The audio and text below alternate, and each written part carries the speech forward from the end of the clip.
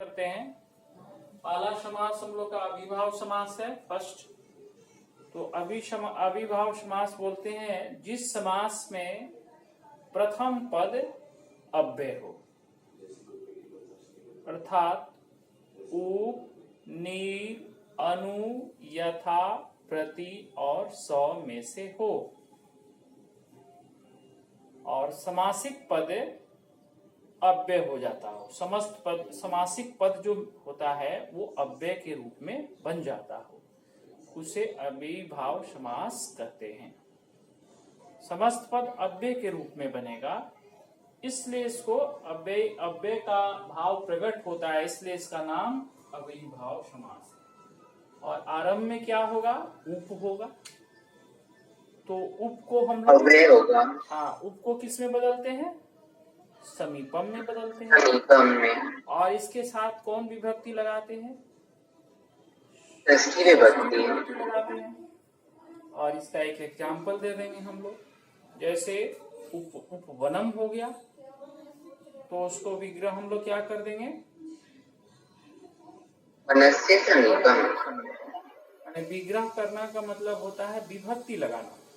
तो अविभाव में जो बाद वाला शब्द होता है उसमें विभक्ति लगाकर उसको पहले लगाते हैं, और पहले वाले शब्द के लिए वो शब्द प्रयोग करते हैं जो शब्द निर्धारित होता है। जैसे उप के लिए समीपम होता है, उपवनम तो वनस्य समीपम। उपगृहम बोला जाए तो समीपम। नीर का इसी तरह क्या हो जाता है? अभाव।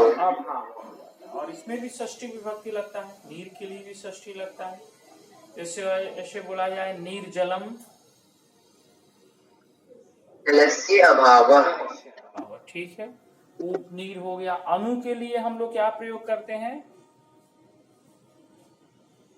अनु के लिए हम लोग पश्चात या योग्यम का प्रयोग करते हैं। पश्चात का मतलब पीछे और योग्यम का मतलब योग्य, दो शब्द का प्रयोग करते हैं अनु के लिए। और विभक्ति षष्ठी विभक्ति लाते यहाँ भी। जैसे अनु अगर दिया हुआ है अनुरथम, तब इसका विग्रह हम लोग क्या करेंगे? अनुरथम। अनु जोड़ योग्य। अनुरथम का विग्रह हम लोग क्या करेंगे? अनुरथम शब्द है रथस्य पश्चात, मतलब हो गया कि रथ के पीछे सब आ रहा है, तो रथस्य पश्चात। अनुरूपम अगर दिया है तो रूपस्य पश्चात, योग्यम, रूप के योग्य, माने पीछे अर्थ के लिए पश्चात और योग्य अर्थ के लिए रूप के योग्य, माने इसके अनुरूप बोलते हैं ना, ये इसके अनुरूप है, माने इसके योग्य है। तो वहां पर रूपस्य योग्य माने इसके रूप के योग्य है, तो उसको अनुरूप, अनुगुणम जैसे बोला जाता है, गुणस्य योग्य माने इसके गुण के योग्य है। तो पश्चात और योग्यम दो शब्द अनु के लिए प्रयोग करते हैं, उप नीर अनु। उसके बाद यथा एक शब्द प्रयोग होता है, यथा बहुत इंपॉर्टेंट है, यथा का प्रयोग आता रहता है। तो यथा के लिए हम लोग क्या प्रयोग करते हैं? अनतिक्रम में।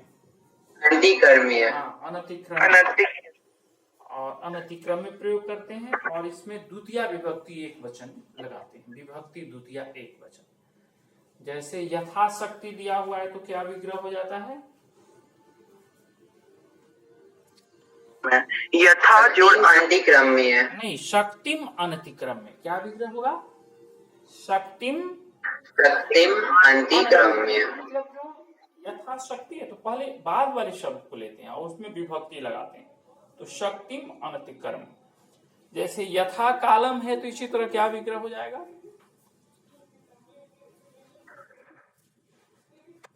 कालम अनतिक्रम में। उप नीर अनु यथा प्रति। प्रति के लिए हम लोग इति का प्रयोग करते हैं या उसको लोप भी करते हैं, और द्वितीय या सप्तमी विभक्ति एक वचन लगाकर दो बार लिखते हैं। जैसे प्रतिदिनम है तो क्या विग्रह हो जाता है? दिनम दिनम इति। यस, दिनम दिनम इति। दिने दिने भी हम लोग लिख सकते हैं, द्वितीय या सप्तमी दो बार।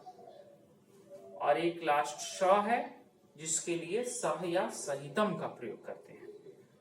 जैसे सपरिवारम दिया है तो विग्रह क्या करते हैं? परिवारेण सह। परिवारेण सह। तो ये अविभाव में ऊप, नीर, अनु, यथा, प्रति और सह, इसको हम लोग बदलते हैं। बाद वाले में जो निर्धारित विभक्ति है वो लगाते हैं। ये अविभाव समास होता है।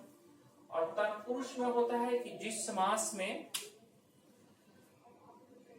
अंतिम पद का अर्थ प्रधान हो या दो पदों के बीच में कारक द्वितीया से लेकर सप्तमी तक का कारक निहित हो।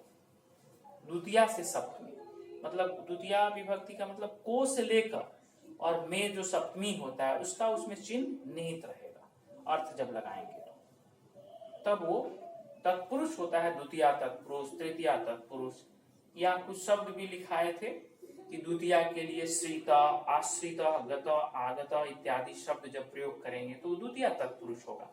जैसे बोला जाए कृष्ण श्रिता, तो हम समझेंगे कि श्रिता को देखकर द्वितीया तत्पुरुष है और विग्रह हो जाएगा कृष्णम श्रिता। अगर शरणागत दिया हुआ है तो हम आगता शरणम आगता, ठीक है। आगता को देखकर हम समझेंगे कि ये द्वितीय तत्पुरुष है और विग्रह हो जाएगा शरणम आगता। इसी तरह वृक्षारूढ़ दिया है तो वृक्षम आरूढ़, ये द्वितीय तत्पुरुष होता है। तृतीया के लिए हीन, विहीन इत्यादि शब्द होता है। धनहीन, धनेन हीन। चतुर्थी के लिए बलि, हित, रक्षित इत्यादि शब्द होता है। पंचमी के लिए भय, डरना और अलग होना, मेन यही शब्द होता है पंचमी में। जैसे वृक्ष पतित का विग्रह क्या होता है? वृक्षापतित। और संबंध षष्ठी तत्पुरुष का के की मीनिंग से बनाते हैं। जैसे बोला जाए कीड़ा क्षेत्रे, तो मतलब हो रहा है कीड़ा के क्षेत्र में, कीड़ाया क्षेत्रे, खेल के क्षेत्र में। तो का के की जहां रहेगा वो षष्ठी तत्पुरुष है। कुशल, निपुण, पटु, पंडित इस टाइप का जो शब्द होता है वो सप्तमी के लिए होता है। जैसे कार्य कुशल, तो कार्य कुशल, कार्य में कुशल सप्तमी तत्पुरुष होता है। और तत्पुरुष मतलब द्वितीया से सप्तमी तक हो गया। और द्वंद्व समास जिसमें जिस समास में सभी पदों का अर्थ प्रधान हो, सभी पदों का अर्थ प्रधान हो, मतलब हिंदी अर्थ में और अर्थ आता है इसमें। जैसे राम लक्ष्मणो बोलते हैं तो राम और लक्ष्मण अर्थ हो गया। और विग्रह क्या होगा? राम च लक्ष्मण च, इस तरह का हम लोग विग्रह करते हैं, राम और लक्ष्मण। इसी तरह अगर हम लोग दो से अधिक शब्द होता है, राम लक्ष्मण सीता, तो राम च लक्ष्मण च सीता च। फल पुष्पाणी बोलते हैं, फलानी च पुष्पाणी च। द्वंद्व समास माने सभी पदों का अर्थ प्रधान और सभी में च का प्रयोग करते हैं।